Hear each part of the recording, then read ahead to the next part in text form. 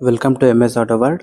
ಇವಾಗ ನೀವೇನು ಈ ಗಾಡಿ ನೋಡ್ತಾ ಇರೋದು BSA ಕಂಪನಿ ಅವ್ರದ್ದು, ಇಂಗ್ಲೆಂಡ್ ಅಲ್ಲಿ ಮ್ಯಾನುಫ್ಯಾಕ್ಚರ್ ಆಗಿರುವಂತ ಗಾಡಿ. 1923ರಲ್ಲಿ ಈ ಒಂದು ಗಾಡಿ ಮ್ಯಾನುಫ್ಯಾಕ್ಚರಿಂಗ್ ಆಗಿದೆ. 493 ಈ ಒಂದು ಗಾಡಿ CC ಆಗಿದೆ. ಇದು ತುಂಬಾ ಹಳೆಯ ಮಾಡೆಲ್ ಅಂತಾನೆ ಹೇಳ್ಬೋದು. ಆ ಕಾಲದಲ್ಲೇ ಕೂಡ 493 CC ಇಂಜಿನ್ ಬಿಟ್ಟಿದ್ರು BSA ಕಂಪನಿ ಅವರು. ಇವಾಗ ನೀವೇನ್ ನೋಡ್ತಾ ಇದ್ರೆ ಇದು ರಾಯಲ್ ಎನ್ಫೀಲ್ಡ್ ಅವರದ ವೆಹಿಕಲ್ ಆಗಿದೆ. ಇದು 1928 ಮಾಡೆಲ್. ಇದು ರಾಯಲ್ ಎನ್ಫೀಲ್ಡ್ 340 cc ಇದೆ. 348 cc ಇಂಜಿನ್ ಇದು.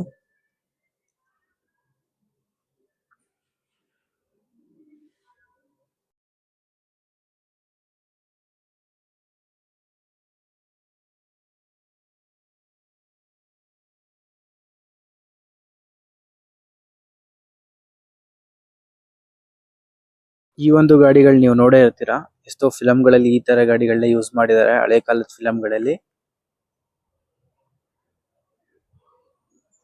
ಆ ಕಡೆ ನೋಡ್ಬೋದು ರಾಯಲ್ ಎನ್ಫೀಲ್ಡ್ ಅವ್ರ ವೆಹಿಕಲ್ ಇದೆ ಆ ಕಡೆ.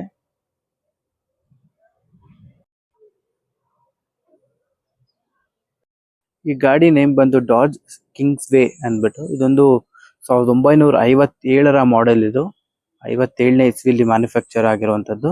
ಸ್ವೀಡನ್ ದೇಶದಲ್ಲಿ ಇದು ಮ್ಯಾನುಫ್ಯಾಕ್ಚರಿಂಗ್ ಆಗಿರುವಂತದ್ದು.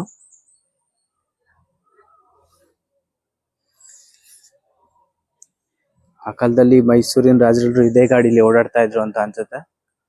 ಅದಕ್ಕೆ ಕಿಂಗ್ಸ್ ಅಂತ ಇಟ್ಟಿದ್ದಾರೆ, ಕಿಂಗ್ಸ್ ವೇ ಅಂತ.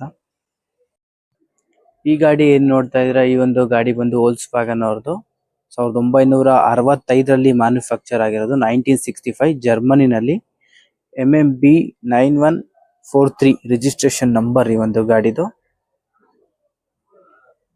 ಹಾಗೆ ಇನ್ನೊಂದು ವೋಲ್ಕ್ಸ್ವ್ಯಾಗನ್ ಗಾಡಿ ಇದೆ. ಇದು ಬಂದು 1966 ಜರ್ಮನಿ ಮ್ಯಾನುಫ್ಯಾಕ್ಚರಿಂಗ್ ವೋಲ್ಕ್ಸ್ವ್ಯಾಗನ್ ಅವ್ರದ್ದು. ಬಹುಶಃ ಈ ಕಾಲದಲ್ಲಿ ಕೂಡ ಈ ತರ ಪೇಂಟ್ ಈ ಕಲರ್ ಬರಲ್ಲ ಅನ್ಸುತ್ತೆ. ನೋಡಿ ಹೇಗಿದೆ ಕಲರ್ ಕೂಡ.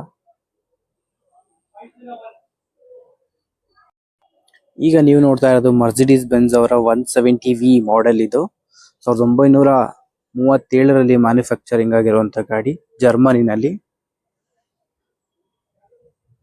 1937 ಈ ಒಂದು ಗಾಡಿಯ ಮಾಡೆಲ್ ಆಗಿದೆ.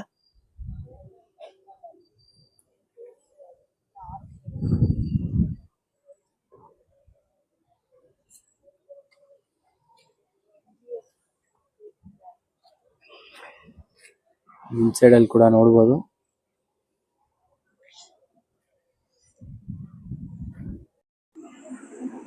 ಈ ಒಂದು ಗಾಡಿ ಫಿಯೇಟ್ ಅವರ ಕಾರ್ ಆಗಿದೆ.